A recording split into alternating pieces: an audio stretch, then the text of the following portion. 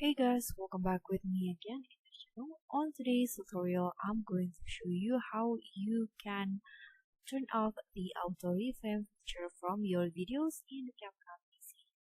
So in here, I have this video that I applied the auto reframe before on this part of the video. You can see the frame is different from the rest of the video, and here I'm going to delete or turn off the auto reframe. So what you need to do is just click on the videos which has the auto reframe feature, and then here go to basic settings and scroll down until you find the auto reframe. So as you guys can see here, the auto reframe is active.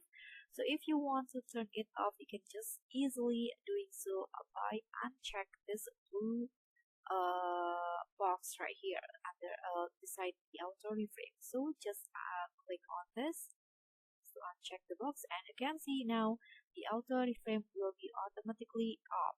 All you So that's pretty easy. Thank you so much for watching. Don't forget to like, comment, and subscribe. Also click on the thanks. Bye.